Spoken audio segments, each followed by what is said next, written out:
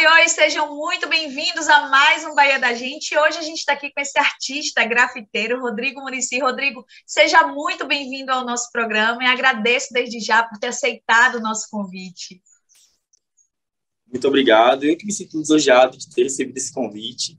E é isso, né? Vamos falar de arte nesse momento. Vamos falar de arte, vamos falar de Bahia, vamos falar de coisa boa. E eu queria que você já começasse pincelando sobre como aconteceu essa paixão pelo grafite, pela arte, o que gerou essa entrega total para esse mundo, Rodrigo. Conta um pouquinho para a gente da sua trajetória. Perfeito. Então, a arte entrou na minha vida de uma forma muito interessante, porque quando eu tinha, em média, 8, 9 anos de idade, tinha um tio que sempre ia na minha casa. E eu vivia num conflito, né? Meus pais, eles bebiam muito, então sempre tinha muitas brigas ali naquele ambiente. Era um ambiente muito hostil para mim. E esse tio, ele sempre desenhava uma casa para mim e me dava. E eu fui pegando gosto por isso. Então, todas as vezes que ele ia embora, eu queria continuar desenhando isso para quando ele voltasse, eu poder apresentar algo para ele. Então, foi dessa forma, a arte chegou meio que como um refúgio para mim, né? No meio daquela cena, ela meio que me abraçou. Mas ainda eu era muito pequeno, eu tinha 8 anos de idade. Então, não era nada muito sério, era somente uma válvula, uma pequena válvula ainda naquele momento. Perfeito, né? A história já começa com muita parte emotiva, né? Ela já começa emocionante, observe isso. A arte, ela vem como uma válvula de escape para você, você faz disso profissão e está até hoje nesse mundo, envolvendo tudo que há de Rodrigo no mundo da arte, né? Uma coisa que era, possivelmente poderia ser um trauma de infância, você reconstruiu e criou uma nova história para isso, e pegou a arte, fez disso uma beleza que hoje é o seu trabalho. Muito legal mesmo. Rodrigo, conta um pouquinho pra gente. O quadrinho, o anime, eles foram preponderantes nesse período? Porque você tinha 8 anos, né? E 8 anos atrás, os quadrinhos, sobretudo, eles tinham uma força, né? 8 anos atrás, não. Na época que você tinha 8 anos, acredito que não, os quadrinhos tinham uma força muito forte, né? Então, a criança ali, a referência que ela tinha de desenho naquela época, conta um pouquinho pra gente sobre essa interferência do quadrinho e do anime. Vamos lá. Essa parte também é muito interessante. Quando a gente é novo, quando eu era menor, a gente começa a conhecer a cultura do mangá, né? Essa cultura do anime, através do que a mídia nos oferece. E na época eu assistia Dragon Ball Z, Sakura Card Captor, Samurai X, que eram os animes que as emissoras nos ofereciam, né? Que a mídia nos oferecia. Então, assim, depois disso, o meu pai, vendo que eu curtia ali aquele ambiente, ele começou a trazer revistinhas para mim. Então, tinha as revistas de HQ, né? Superman, Homem-Aranha, da Marvel, e também tinha as revistinhas de mangá, que eu não sabia nem como que entrar para frente. Mas eu comecei a me apaixonar por esse universo, e no meio desse processo, eu comecei a criar as minhas próprias histórias.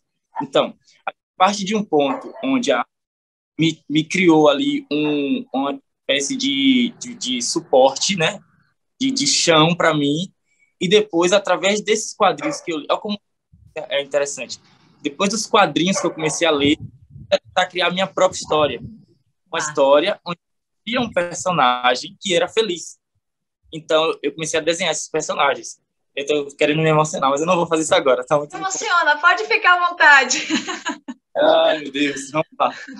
Então, eu comecei a construir essa história porque nessa infância eu me sentia muito... eu não sei se eu tive rejeição, mas eu me sentia muito excluído das outras pessoas, talvez pela minha sensibilidade ou por algum comportamento que eu tinha. Então, vou até tocar nesse tema porque falar muito sobre homofobia.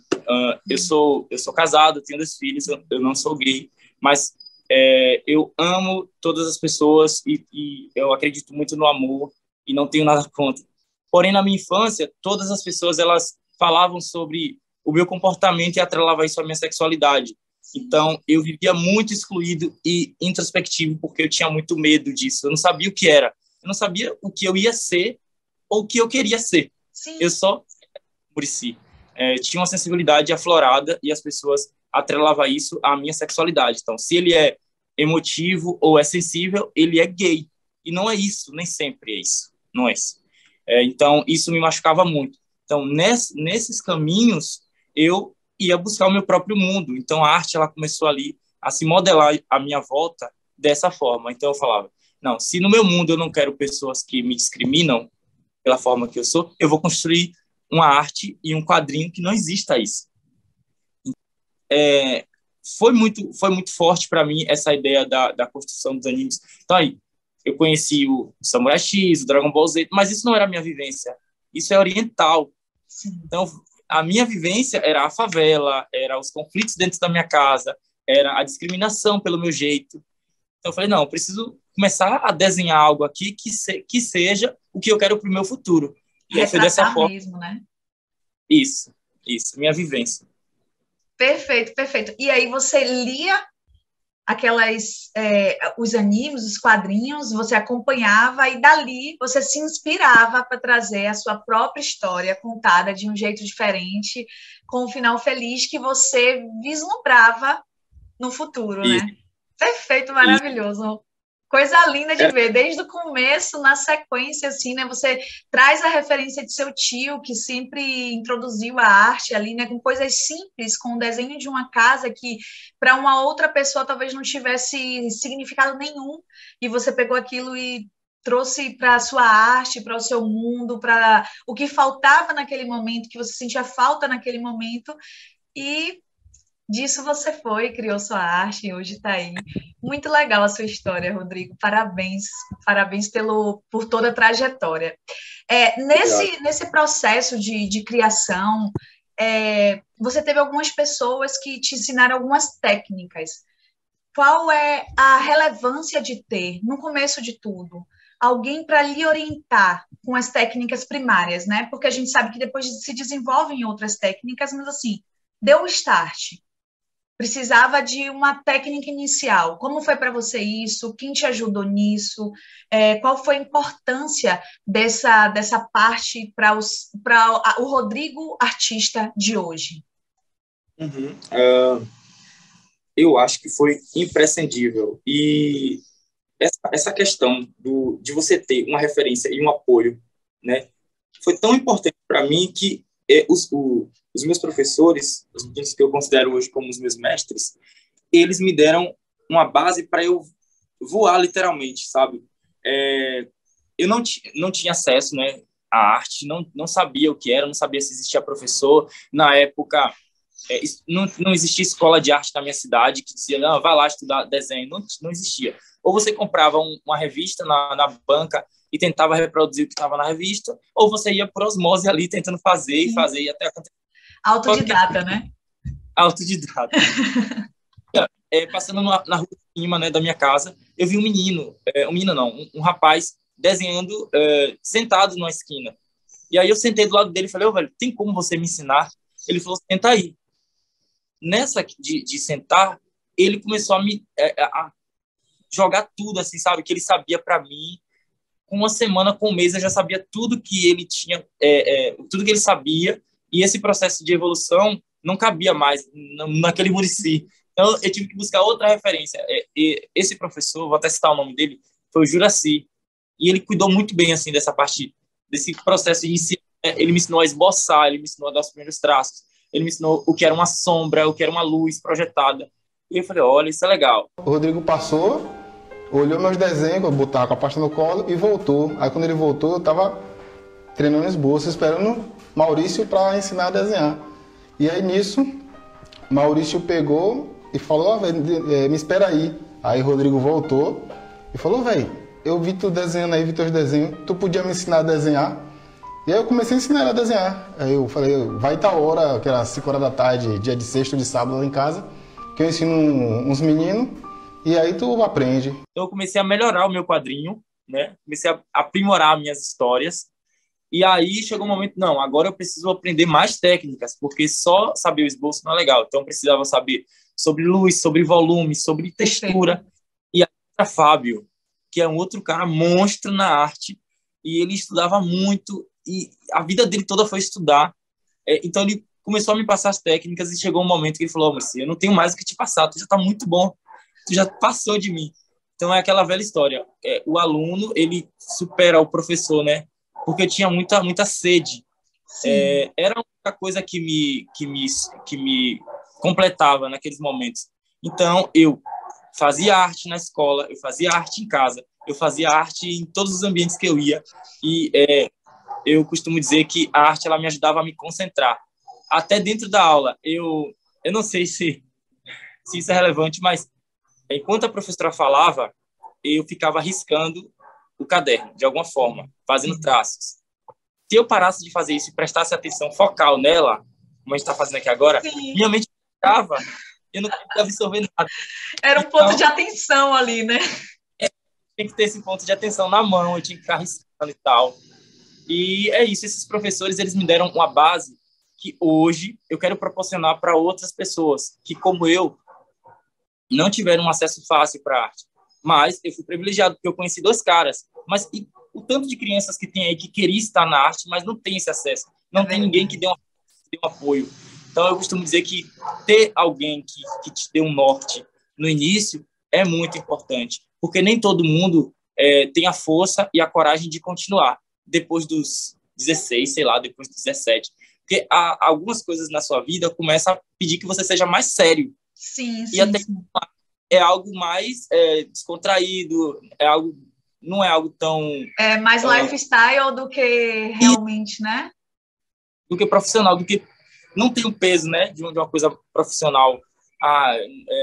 Então, esses professores, eles me deram esse suporte, eles me deram ensino, eles me deram traços para que eu pudesse desenvolver a minha técnica e fluir. Perfeito, perfeito. Respondendo a sua pergunta, tudo na sua história é relevante. Então, essa parte que você contou aí sobre a sua concentração em sala de aula, para a gente é extremamente relevante, né? Você percebe como cada um tem uma característica e como a arte, nesse momento, foi importante para você, até para a concentração em sala de aula. Como ela trouxe aquilo para você desenvolver outros lados a partir da arte, né? A partir do que você fazia ali. Isso é maravilhoso. Então, tudo é relevante. Essa história é muito relevante para a gente. Outro ponto, depois que você começa, você teve ali a orientação desses professores que você acabou de citar, e aí você começou a se desenvolver tanto que você chegou no nível superior a seus professores. E não porque você queria ser superior aos seus professores, é porque realmente você tinha sede daquilo e você foi se desenvolvendo. A partir desse ponto, você começa a criar suas próprias técnicas. Fala um pouquinho sobre isso. Mas, como no início, eu sempre criava personagens de pessoas e de rostos, e não sei o quê. Histórias, sobretudo histórias. Tudo era muito ligado a pessoas, a quem eu queria ser, a imagem, né, a visual era muito forte para mim. Então, eu comecei a desenvolver uma técnica de caricatura, porque na escola, nos lugares que eu estava, eu começava a olhar para as pessoas e tentar desenhar o rosto delas. E começou a dar certo, né? Então, as minhas primeiras técnicas foi em volta dos quadrinhos e depois a gente foi para a caricatura, né? A gente começou a trabalhar com a caricatura. E essa foi a minha primeira técnica. Caricatura, depois o realismo, e aí foi. Maravilha, perfeito. E quanto tempo demorou nesse processo todo? A gente sabe que quem trabalha com arte, muitas pessoas têm muita dificuldade de acesso, né? De entrar naquele ambiente e as pessoas acreditarem na sua arte e levar para frente mesmo. Quanto tempo levou, Rodrigo, para você ser reconhecido regionalmente, ali naquela sua comunidade, nos lugares em que você frequentava, onde vocês deixavam ali a pintadinha da sua arte? Como foi esse processo de se sentir pertencente daquele lugar? Vamos lá. Então, nesse processo de aprendizado, professor, primeiras técnicas, eu estudava, né? Eu comecei a trabalhar depois que eu concluí o ensino médio. E só que assim, a arte ainda era algo muito hobby, né, para mim. Eu sabia que eu queria isso para o meu futuro, mas eu não sabia quais ferramentas eu utilizaria para viver disso. Então, antes disso, a gente começa a procurar os escapes, né? Procurar um emprego com vendas, a gente vai com telemarketing, a gente vai para a indústria. E eu fui para muitos lugares dessa forma a fim de me dar uma base para que eu pudesse viver da minha arte. Perfeito. Eu trabalhei em muitos lugares, e em 2012 eu trabalhei em uma loja, no shopping, e o mais interessante disso foi que eu falei na minha entrevista no RH, eu falei assim, olha, eu quero trabalhar aqui porque eu quero juntar um dinheiro para abrir um estúdio para mim. Então não vai ser, eu falei, eu não vou trabalhar muito tempo, eu só quero juntar uma grana para abrir meu próprio ateliê. Sim. Aí a mulher, nossa, ninguém nunca quis trabalhar. Foi tão sincero. Porque geralmente a pessoa fala, não, eu quero ser da empresa, eu quero construir carreira. Não, moça, olha, é o seguinte, eu quero trabalhar porque quero juntar dinheiro.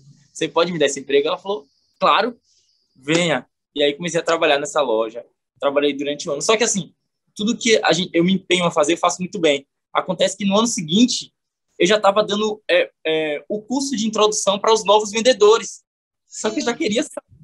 E aí a pessoa não queria me demitir, porque eu era muito bom.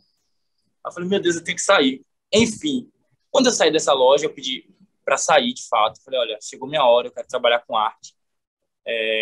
Eu pedi para sair dessa loja. Eu comecei, dentro da minha casa, a fazer caricaturas em camisas. E uma camisa virou 2 e 3, e os amigos começaram a ver o que é isso. Isso é novo.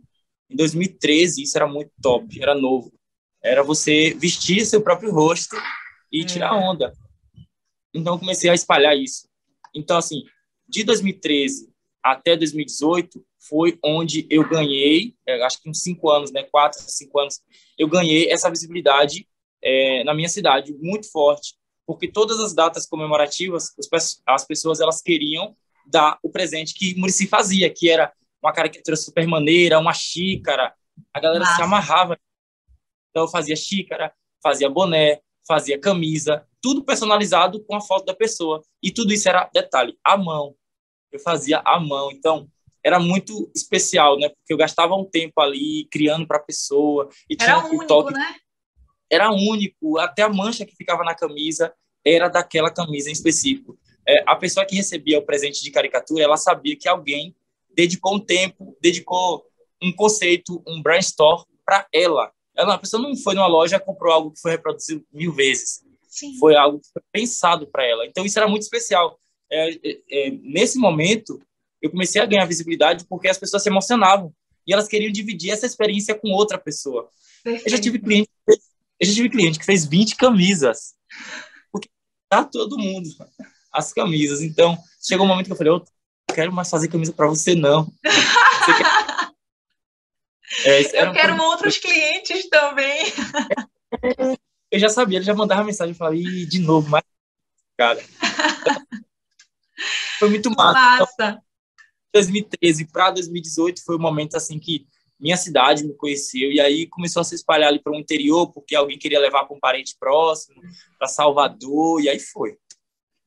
Massa. Fala pra gente qual é a cidade, faz uma propaganda aí da cidade.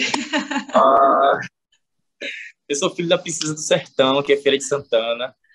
Massa. Eu amo essa cidade. É uma cidade que eu me sinto muito confortável. Meu trabalho ele é muito conhecido em Salvador, né? E, inclusive, a maioria das pessoas que conhecem meu trabalho acha que eu moro lá, pelo fato de eu estar 2, 3 vezes por semana em Salvador a trabalho. Mas eu moro em Feira e é uma cidade que inicialmente abraçou muito o meu projeto. E o meu projeto teve diversas transições, né?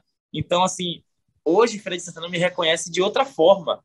Nossa, o Muricy, o menino que fazia caricatura, hoje é muralista, pinta painéis, pinta artistas. Então, assim, é muito doido essa transição do Muricy caricaturista para o Muricy artista nacional. Então, o meu início foi na minha Feira de Santana. Inclusive, quero mandar um beijo para todos os meus amigos de feira e meus clientes.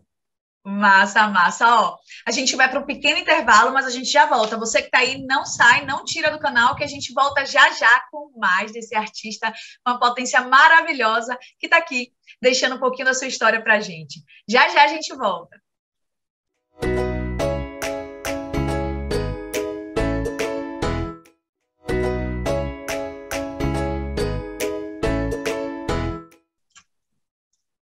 Estamos de volta com Bahia da Gente e com o artista Rodrigo Muricy aqui com a gente, contando um pouquinho de sua história, de sua arte, das suas técnicas.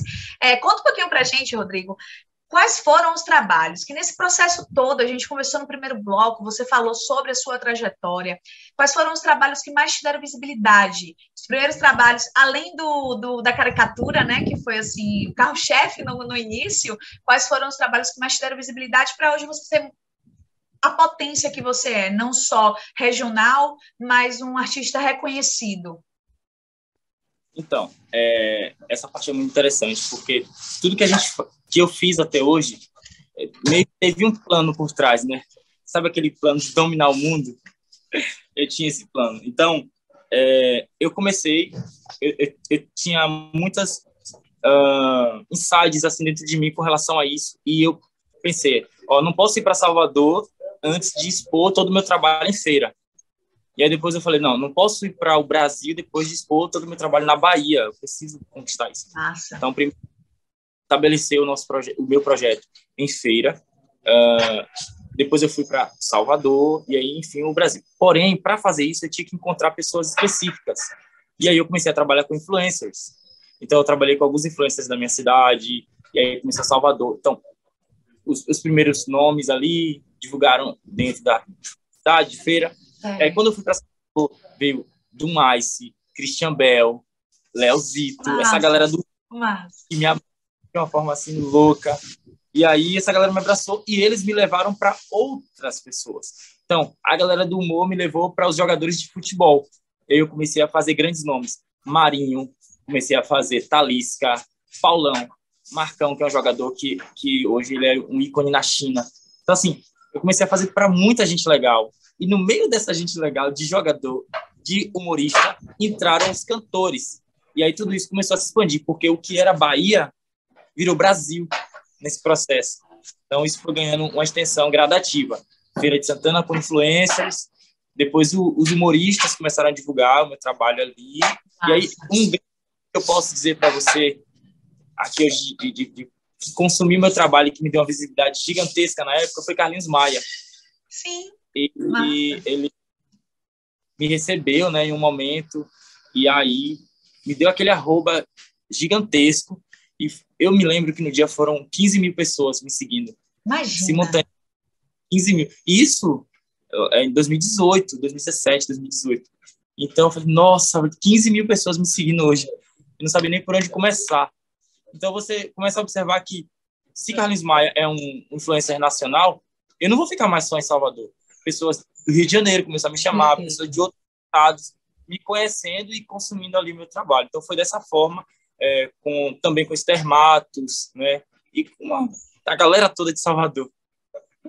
Massa, perfeito, maravilhoso. Hoje, no meio disso tudo, você foi desenvolvendo outras técnicas, né? Já falamos sobre isso um pouquinho. Hoje, qual é a técnica que o artista Rodrigo mais gosta de trabalhar? Eu sei que tem uma corrupção afetiva aí por conta da infância, mas me diga, hoje, qual é a técnica que você mais diz, poxa, quando a galera pede, você diz, aí eu gosto, vou fazer, eu gosto, isso daqui eu quero. Nossa.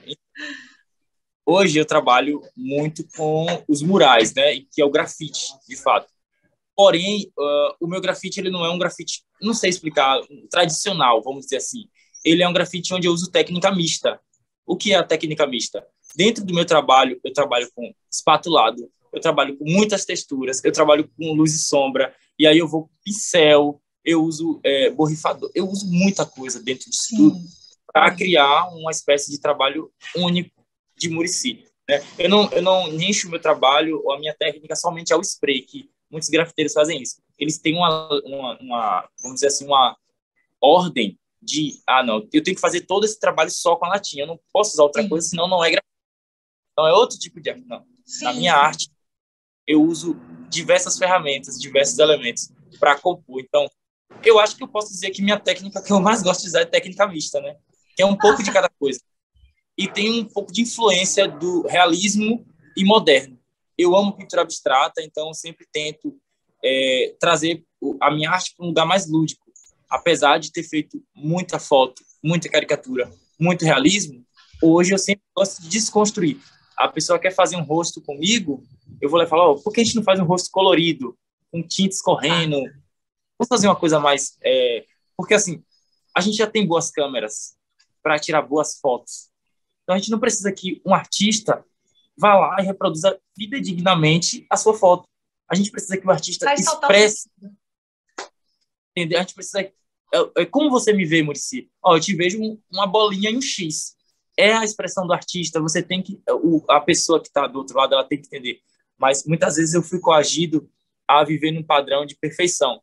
Muricy, meu olho não está muito bom, minha boca não ficou torta e meu cabelo não é assim. Mas é uma mão que está fazendo. As pessoas não entendiam.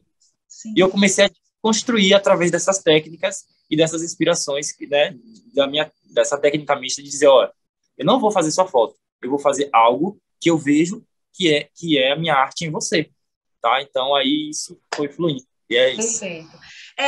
Me corrija se eu estiver falando besteira, mas pelo pouquinho que eu conheço da caricatura, a caricatura ela tem uma referência também de acentuar algo que tem na pessoa, né? Uma característica muito forte. Então, nesse lance de caricatura, por exemplo, o nariz, vou falar aqui do meu rosto, né? O meu nariz, que é mais redondo, mais achatadinho, ele toma uma proporção maior na caricatura porque é uma característica que chama atenção no meu rosto. É mais ou menos isso, né? Então, às vezes as pessoas pegam a caricatura e dizem, mas mesmo meu nariz não é tão grande assim, não, mas é a característica que chama a atenção no seu rosto, e aí na caricatura a gente sinaliza ela. É mais ou menos isso? Isso. Foi muito interessante você falar sobre isso. Porque, assim, eu fazia inicialmente com esse tom mais pejorativo, né? Uma orelha grande, Sim. Só que eu sentia que isso não é confortável para as pessoas, porque, de repente, é um traço na pessoa que ela não gosta, e a gente vai lá e aumenta mais ainda. Então, eu falei, não, eu vou ir por outro caminho. Ao invés de aumentar esses traços, eu vou deixar eles mais fofos. Então, eu não exagero na minha caricatura. A única coisa que eu faço, eu pegava o rosto da pessoa em realismo, pinto todo ele, e depois eu colocava um corpo pequeno, mais sensual, ou mais... Então, a minha caricatura, ela ganhou tanto a expressão e sucesso porque eu não colocava esse tom de deboche ou pejorativo nas pessoas. Eu deixava ela mais bonita, eu deixo elas mais bonitas, né? E aí todo mundo, puxa, como ficou massa nessa caricatura. Então, foi a minha estratégia, a minha curva, né, para sobressair em relação ao outro estilo que é mais, né, exagerado. É curioso você falar isso, né? Você trouxe agora uma perspectiva que eu não tinha analisado. Observe, eu falo isso porque tipo, eu tenho uma caricatura de um outro artista e ele pesou a mão exatamente nessa característica minha, só que eu não me importo. Tipo, eu achei inclusive a caricatura muito sensacional. Só que pensando por outro lado, pode ser uma característica, eu, Fernanda, não me importei, mas pode ser uma característica que na infância a pessoa sofreu bullying com aquilo e incomoda até hoje, né? Então, tem todo esse tratar social na representatividade também sensacional isso. Eu não tinha pensado por esse lado e você agora me abriu uma janelinha aqui, sabe? De atenção perfeito, maravilhoso. Olhar artístico com senso social. Você tem um trauma ali na sua infância, na escola, a galera te chama de, sei lá, narizão, narigão, não sei, N coisas. Você vai um tempo depois você vai dar um presente a uma pessoa e a pessoa ativa aquele gatilho. Poxa, eu sofri tanto com isso na minha infância e agora a pessoa torna de volta. Então, eu saí dessa linha porque eu observava a expressão da pessoa quando recebia o presente e muitas vezes não era de felicidade, era de surpresa e de, poxa, de novo isso. Então, eu falei, não vou fazer mais isso. Eu vou fazer algo que as pessoas se sintam bem e que se sintam bonitas, né? Que valorize a pessoa e não que detone a pessoa. Então, foi muito desse ponto assim que eu Perfeito, maravilhoso. Fala um pouquinho para a gente sobre suas inspirações, quem foram as suas principais inspirações, fora os seus professores, né, que claro, foram inspirações iniciais e que levam para a vida toda, fora o seu tio, que foi que deu o start em todo esse processo artístico que hoje você vive, quem foram suas referências, suas inspirações nesse processo todo? Então, como você já citou, minhas primeiras inspirações foi o Juracy e o Fábio, né, que foi quem me deu todo o suporte na arte na minha infância. Mas eu também tinha algumas inspirações assim, mais fluidas, né? A gente sabe que tem Romero Brito, que é um artista muito fantástico, e ele é o artista que praticamente todo mundo conhece. A gente tem isso nos livros da escola, né? Romero Brito foi uma grande inspiração para mim. Cobra foi uma grande inspiração para mim também, né? O artista internacional que Cobra é. Então, pelo fato de eu já fazer as fotos e ele também trabalhar nessa mesma linha de realismo, isso me encantava. E eu tenho algumas referências internacionais, né? Que é um artista chamado John Moody, que ele tem uma filosofia, eu tenho uma filosofia muito parecida com a dele. Então, ele me inspira muito no lifestyle de vida dele. É um cara que é muito estiloso, tem muita marra no que faz e tem muito, vamos dizer assim, empoderamento negro na arte dele, né? Que é uma coisa que a gente deixou de citar, mas eu queria salientar que a minha arte também é sobre isso. É sobre a extensão de um artista preto que está mostrando um bom trabalho. Porque, recentemente, eu li uma matéria que fala que 60% dos artistas que ocupam os espaços, as galerias, são brancos. Não estou querendo criar nenhuma divisão aqui, tá? Não, isso é um dado, né? É um dado. E também é nosso, dos artistas pretos. Sim. As pessoas não têm costume de consumir arte preta. E a gente já foi surpreendido com alguns olhares. Quando a gente chegou, fomos contratados, né? Às vezes o cliente ele não sabia quem era o artista, só conhecia o trabalho. Sim. E quando a gente chegou, a pessoa, uau! E a gente até já foi confundido. Na minha equipe tem um cara que tem uma pele mais clara. Sim. E aí o cara falou assim, você que é o patrão, o né? artista é ele, sim. Isso, e aí ele foi e falou assim, não, meu filho, quem paga o meu salário é Muricy, é ele. Preso. E foi tipo uma atitude muito estranha assim para mim no momento, porque ele me qualificou ou enfim, pela minha cor. Ele desqualificou, né, pela cor da pele. É um fato, Muricy. Então, hoje eu tenho essa filosofia de empoderamento negro dentro da arte. Massa. Minha vida, eu preciso fazer isso. Até porque, como a gente estava conversando, vão vir outras crianças pretas que querem ser artista e que precisam ser vistas, mas que as pessoas não têm, que são invisíveis por causa da cor. Então, eu quero dar luz e visibilidade a essas crianças, a esses adolescentes, a esses adultos, que também já formei adultos, que aos 40 anos de idade falou, meu sonho era desenhar, será que tu consegue me ensinar ainda? Claro, vamos nessa. Porque as pessoas acham que depois de uma certa idade, não, isso não é para mim. Sim. Mas essas possibilidades ainda estão abertas, sabe? Você não morreu ainda. Vamos ser ainda a tempo. É isso.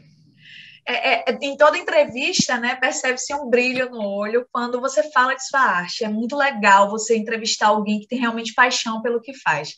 Mas, quando você chegou nesse momento agora de falar sobre a luz que você quer dar às crianças negras que estão vindo aí, muitas vezes de periferia, sem saber por onde começar e não são enxergadas somente pela cor da pele, seu olho brilha de um jeito que é a coisa mais linda de ver daqui do outro lado.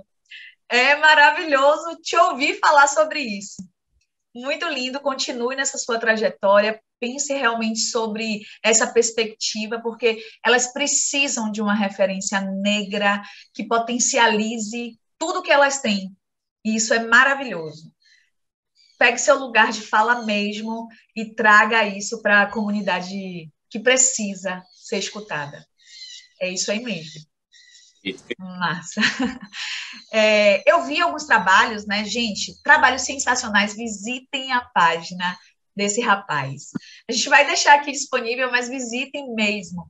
Eu vi os trabalhos que você faz na casa de artistas, inclusive, né? Você já fez na casa de alguns artistas, de pintura na parede de um ambiente, por exemplo, da sala, do escritório, enfim.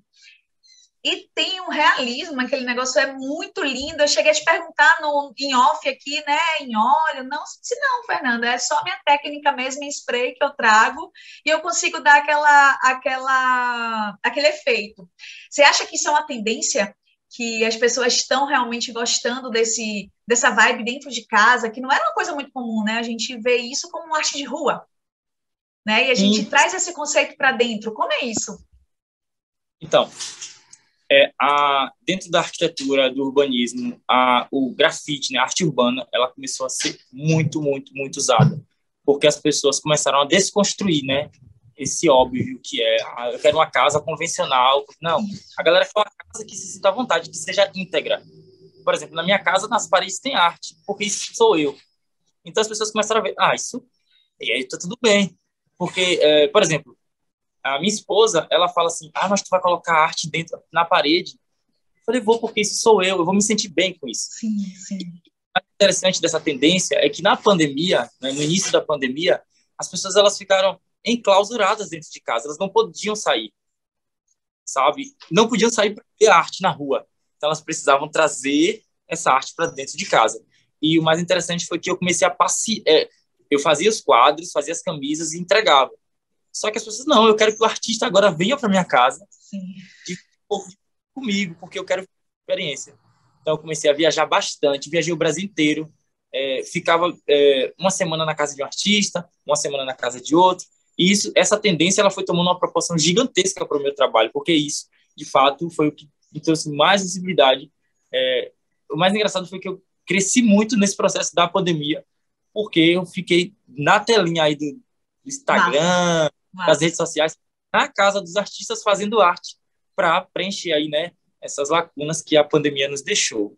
Então, eu acho que sim, é uma tendência muito boa. Inclusive, eu tenho parceria e converso com diversos arquitetos que sempre que vê o meu trabalho, falam, não, eu tenho que atrelar isso ao meu projeto, por isso que eu quero colocar um arquiteto no meu projeto. E a gente sempre consegue se alinhar de forma muito, muito, como é que eu posso explicar? Muito legal, né, dentro dos projetos. Então, eu não chego na casa do cliente e faço uma arte aleatória. A gente consegue ter uma conversa com o arquiteto, com o cliente, seja lá com quem for, unir as ideias e fazer isso de forma muito fluida, né? De forma muito legal e conectiva com o todo. E é isso, eu acho sim que é uma tendência que veio para ficar de fato. A arte urbana, ela veio para ficar. É super atemporal, é futurista, e eu acho que as pessoas estão vivendo isso de uma forma mais leve agora, com menos preconceito. E isso é muito bom para a gente que é artista, né? Por exemplo, chegar num lugar e ser aclamado por isso, falar, não, olha, o artista chegou. Ou, porque antigamente, o pichador chegou. Sim. Ele não é muito falou no nosso meio. Então, assim, hoje, só olhar para mim e falar, não, o artista foda, desculpa, o artista Muricy chegou e tal, e aí a gente hoje absorve e usufrui, né, desses louros aí que é ser muralista, ser artista de rua e estar na casa dessas pessoas. Isso é muito bom. Show de bola. E você falou uma coisa super interessante aí, né? Que faz total sentido. Não é uma arte por arte, você chegar lá e botar o que você imaginou na cabeça. É você entrar no conceito, por exemplo, quando você fecha parceria com os arquitetos. Tem um processo ali, né, de criação do arquiteto, que ele faz um briefing com o cliente para saber qual é a pegada do cliente, se ele é mais boho, se ele é mais clássico, se ele gosta de sei lá, enfim, de qualquer material que possa trazer ali e incluir. Então, você também se inclui nesse processo. O que é que ele gosta? Ele é mais clássico? Então, o que é que eu posso botar aqui de arte que vai remeter ao gosto pessoal do cliente, né? É uma pessoa que gosta mais de praia, uma pessoa mais futurista, enfim, traz todo esse contexto de gosto pessoal, né? Do que vai ficar ali na casa da pessoa durante muito tempo, né? Porque é uma parede de arte, então entende-se que ali vai ficar durante anos. Então, essa sensibilidade é muito legal. Infelizmente, a gente chega na hora que a gente não gosta, odeio essa hora, que é de me despedir, né? De chegar no finalzinho do programa. A gente está chegando no finalzinho do programa. Primeiro, eu queria te agradecer imensamente por você ter aceitado o nosso convite. Foi uma delícia a nossa entrevista, uma energia ótima, maravilhosa, uma história emocionante. E é muito bom ter esse tipo de história aqui, esse tipo de representatividade aqui com a gente. E para finalizar assim, com chave de ouro, eu queria que você deixasse aqui uma mensagem para essa molecada que está chegando, que quer ser artista também, que muitas vezes vem da periferia, assim como você veio, que tem todas as dificuldades e não sabe por onde começar. O que você deixaria aqui como mensagem para essa galera que está chegando? Então, primeiramente também quero agradecer muito pelo convite, foi maravilhoso, né? Essa entrevista. Me emocionei aqui algumas vezes, fiquei me segurando, mas foi muito especial para mim. Então, a mensagem que eu quero deixar para essa nova geração, essa galera que está começando, é o seguinte: nada vai acontecer do dia para a noite. você precisa ter persistência e constância no seu processo. Os primeiros dias, os primeiros meses, os primeiros anos serão muito difíceis, de fato, porque é muito complicado as pessoas te reconhecer como um profissional artista, né? E você primeiro vai ter que se ver, você artista que está me vendo nesse momento, você vai ter que se ver artista e acreditar nessa história, para que as outras pessoas acreditem nisso, e tudo vai fluir. Então, assim, o meu conselho é: estude, faça, busque referências, busque alguém que te ajude nesse processo. E se você não conseguir, continue, não pare, porque uma hora você vai começar a colher os frutos dessa plantação que você está fazendo, dessas sementes que você está lançando aí na sua jornada, na sua caminhada. Então, assim, o meu conselho é: não desiste, estuda, busca, porque hoje eu, Muricy, estou no ambiente, no lugar que eu estou, porque eu não desisti. E eu preciso também que você não desista. Eu tenho ouvido muito sobre: Muricy, você é minha inspiração. Eu moro numa situação X e você me incentivou a continuar fazendo isso. Então, eu quero te agradecer. Eu recebo muitos depoimentos dessa forma, de dizer que eu sou inspiração. Eu me orgulho disso, porque eu quero dar, de fato, essa luz. Eu quero chegar em São Paulo e, na próxima oportunidade, eu trazer 2 iniciantes comigo para poder participar, para fazer essa introdução, né, no todo, para dar uma base.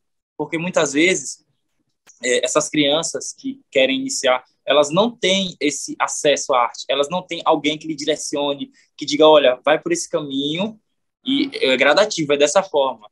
Então, o artista que está iniciando, que quer ter uma carreira, ele quer que os processos aconteçam muito rápidos, e isso dá ansiedade. Você fica: não vai dar certo, eu prefiro procurar um emprego, que já vai... Não. Mesmo que você procure outra estabilidade, permaneça fazendo o que você faz, porque uma hora o resultado vai vir, tá? Então é isso, continua sonhando. Eu tenho uma frase muito interessante que eu falo assim: ó, seja luz sendo artista, mas você também pode ser luz sendo você. Seja você e vai dar tudo certo. Seja verdadeiro com você mesmo. E é isso. Agora eu quero liberdade.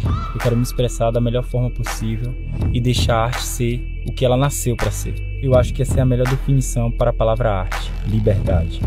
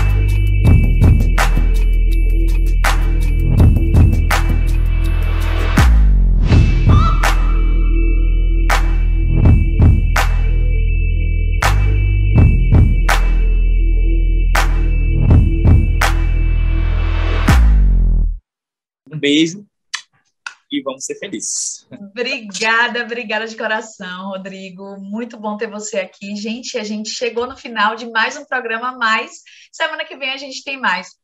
Um beijo. Beijo.